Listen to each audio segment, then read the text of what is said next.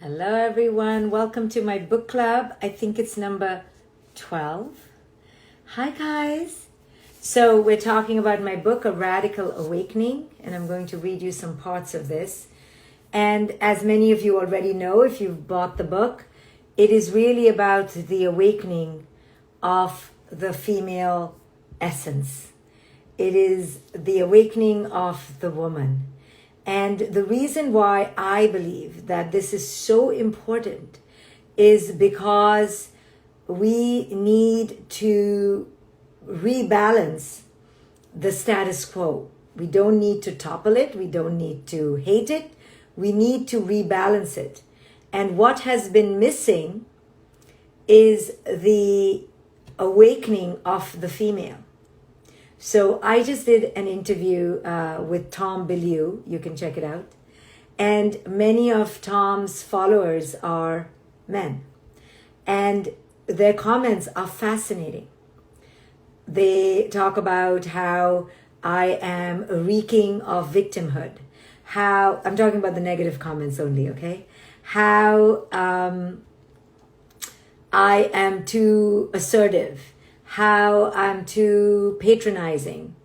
And all these comments are what is embedded, deeply inherent in what I'm talking about, the toxic patriarchy. We women are given messages that if we are smart, if we are opinionated, which all of us are smart and we have opinions, we are told to not be so dramatic, to not be such troublemakers, to not be so out there. And this is precisely what this book is about. And I see it in the reactions of many men when I'm talking about exactly what I'm talking about. They, to the letter, are playing their part in what is the toxic patriarchy and what we women have to go through. Some of them even said there is no such thing as a toxic patriarchy. What is she talking about? This is disgusting, right? Love Lucy, you listened to the entire podcast. What did you think? So these men who are part of the system, right? I'm not against the men, but it is part of a systemic way of looking at women who keep these messages going, and our daughters hear this. And our daughters understand intuitively that good women don't make trouble. Good women should be quiet, right? I don't think I hear many men being called too assertive or men being called patronizing. It's fascinating, right? It is the reaction of men when they confront a bold and brave and opinionated woman. So we're all bold, we're all brave, we're all opinionated because we have opinions.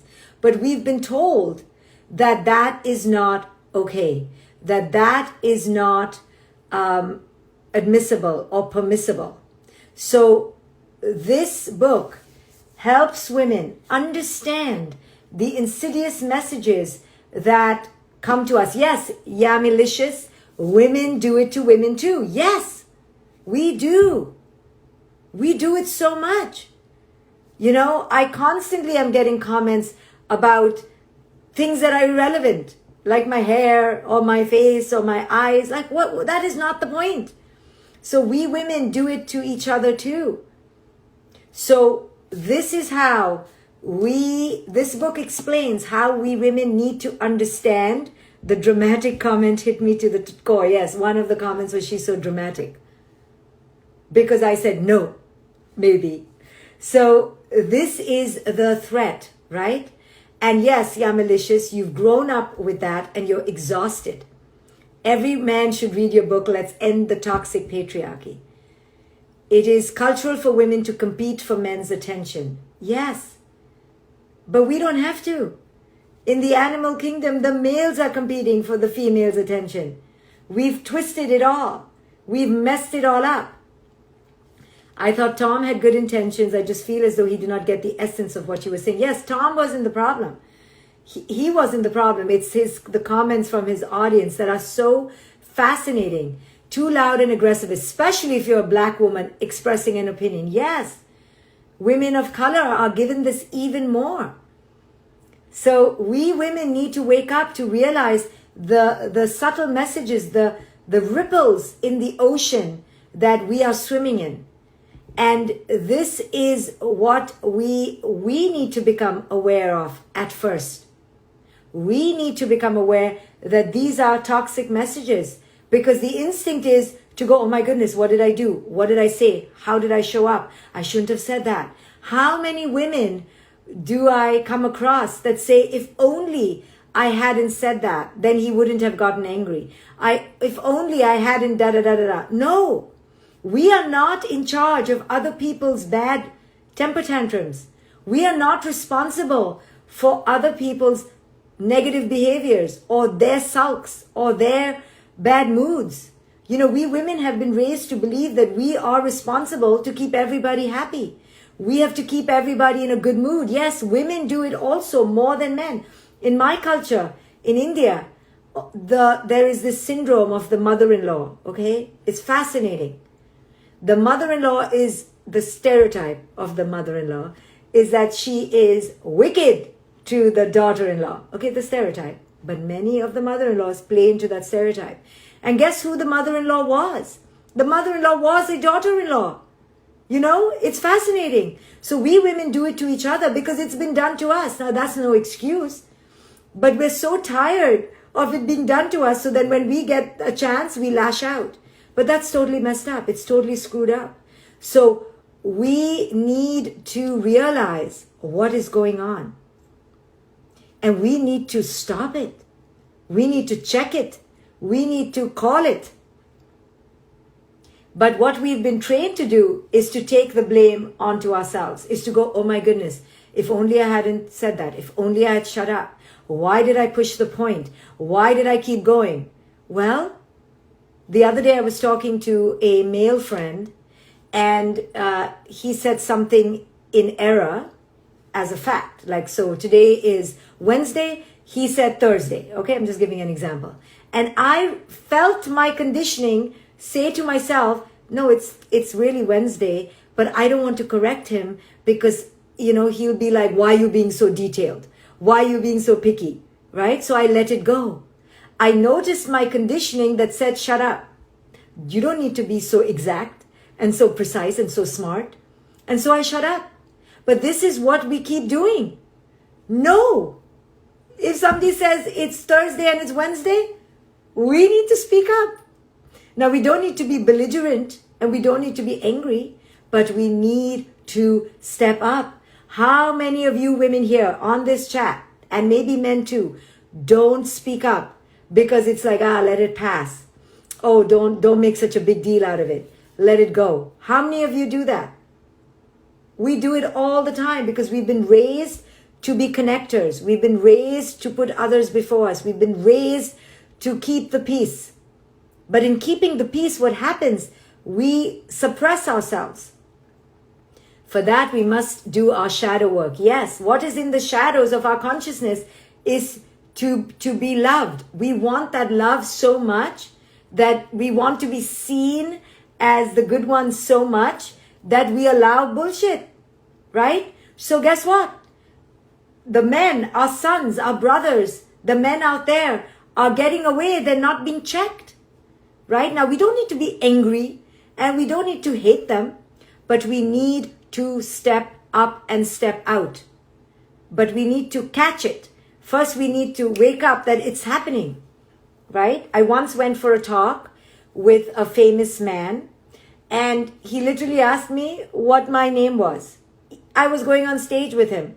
Now, given my name is so hard to say Shefali, and it's so confusing whether my first name is my last name or my last name is my first name. But do the research, right? I'm sharing the stage with you, and before getting on stage, he's like, is Shefali your first name or Sabari your first name? And I was like, you don't know who I am. You haven't done the research. And I was like, you know, it's Shefali. I wanted to give one tight slap, you know, but I was an idiot. I should have said, do your research. Figure it out. Look it up on the web, you know, but I fed it to him like honey because we're raised to do this. Or maybe I'm just the idiot. But I was angry. I was like, bloody, he doesn't even know my name. I should ask him, and what's your name? Mr. Dick? No, I'm kidding. Just kidding, okay? But I didn't do it. I was like, my name is Shefali, because we're so stupid, because we're raised in this way. So anyway, so this book is a radical wake-up call for women to go, hey, this is what's happening to you. Call it. First, we have to call it, right? If we don't call it, then how do we even know it? So first name it, and then we tame it, right? But first we have to name it. First we have to understand, you're putting me down, aren't you? You're telling me to be quiet, or you're just talking all over me, or you're just diminishing what I just said, or you're reducing me to, such a pretty face. How many of us have heard, you're so pretty. Why don't you smile more? Because I don't freaking want to smile. I don't feel like smiling. I don't like you enough to smile, right? But men on the street, right? Smile more, cutie. Sweetie, smile more. No, we don't want to smile. Do we women go up to men and go smile? No, we don't. The reason we don't go up to men to say smile is because we stay in our lane. We mind our own business. We don't want to own and control another person's mood, right? But we are being controlled all the time. Smile. You're so pretty. Be a sweet girl. Let's be in a good mood today. So people are threatened, culture is threatened by our assertiveness. Now, when we get offended, good point, isn't it our ego? So here's the thing. When there is inequity, when there is injustice, and we say no to the injustice, that's not our ego. That is reality. Now, if we're really reactive in the saying no, and we want to smash a bottle on their head, that's an ego, right? But saying no, saying, hey, saying that is offensive. Check yourself, check your tongue, check your mouth, check your eyes, right? That is calling it, naming it to tame it. So don't get confused, right? We women have been confused. We've been told, you're so in your ego, right? Like I promote this book, right? Every day I'm here promoting my book. I've been told, do less marketing, right? Because we've been told a confusing message of ego with truth. We need to separate it out for ourselves. Truth is truth. We are allowed to say, no, I don't like that. That's not our ego. We're not supposed to be accommodating and flexible and compromising and sacrificial. We can be nice, but we don't have to be nice all the time. We can sometimes be very firm and bold and clear and declarative and say no all day long, right? This is how we're going to change the toxic patriarchy. When we women have to step up, when we women have to speak up, that's the only way how this patriarchy is going to change. So we don't wait for men to wake up. This has nothing to do with men. This has to do with our awakening, right? Not nice, but kind. But even there, right? Even there, somebody could say you're not being kind because we said no, right? If your 13-year-old calls you into the bathroom and says, can you please clean my tush? And you go, no, she can say, or he can say, you're so mean. And you're like, how am I mean? Pick up your own glass of water, right? So understand the clarity has to come from us because culture will push back and say, you're so mean, you're so rude, you're so problematic. So you need to know where you're coming from. And that's what this book is about. Being discerning. Yes, T. Grazia. Being discerning and walking in your own power and authority of our full potential as women without apologizing to anyone. Yes, T. Grazia, absolutely. Rub says, I literally had a live on your book yesterday. Fabulous. I'm so happy. So, knowing our truth is what this book is about, right? Turn pain into power. Embrace your truth. When we connect with our inner knowing, we can say no in a powerful way. It's not just saying no, though. It's handling the backlash That's what we're afraid of, right? When we mothers who are so sweet and so loving, when we say no to our children, that's the saying no is easy. It's handling the backlash. Can we handle the backlash? It's holding the no, holding the boundary, right? And that is how we can turn fear into courage. So when we give into culture's manipulations, I write in the book on page 17, playing safe and playing small, the patriarchy stays in power. The antidote to culture's suppression is a daring rebellion against silence. There is no nobility in suppression and in suppressing and abnegating our voice. Such oppression doesn't do anyone any good. It simply encourages and upholds the dominance of the patriarchy. We don't want to see how bearing our truth is an act of war against ourselves, but it very much is. Unless we recognize this, we will keep doing it to ourselves.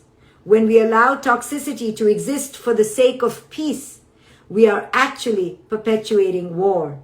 There is no real peace where there is no real authenticity.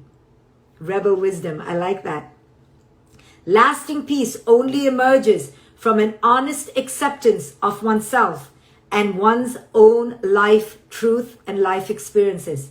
Self-love blossoms when we claim our experiences through our expressions and our actions. Each time we honor our feelings and our inner process, we declare self-love.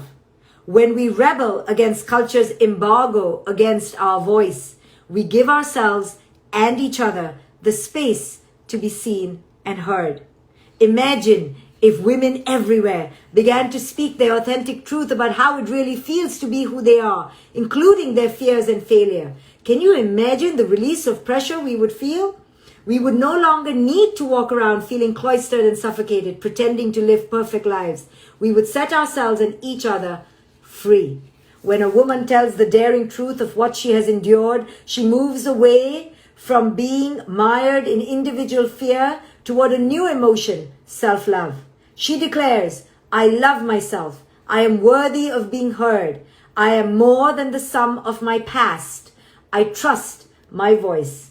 In this book, I challenge women to shift from fear to love. When we tell our stories and feel witnessed, we experience an integration within ourselves. Soon, there is a growing coherence and a growing wholeness within us that might not have been there before. When one woman manifests the courage to speak up for herself, like a tidal wave, she clears the path for other women to empower and emancipate themselves. When she begins to live in authenticity, others are emboldened to do the same. The focus shifts from fear for her own well-being to love for all. She understands that by ending her own fear, she is actually loving herself, her sisters, and her daughters.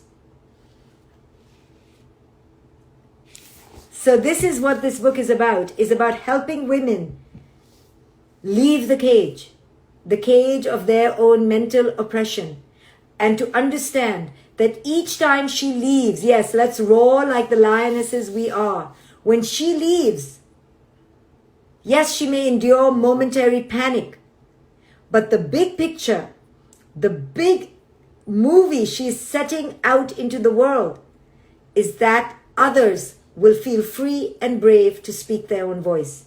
The domino effect that gets created when one woman dares to manifest her voice is gargantuan. It's enormous. It's an unending ripple effect, because when one speaks up, she gives the power to others to do the same.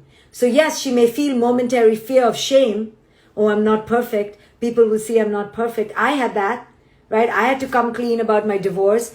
I had to come clean about I was not living a perfect life. I wasn't as perfect as people thought. I was riddled with doubt and fear and shame. I had to come clean. I had to write it.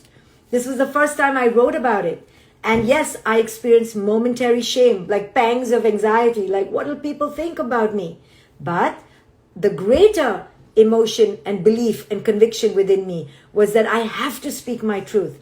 Because if I don't, I allow others, if I don't, If I don't speak my authentic truth, how will others have the courage?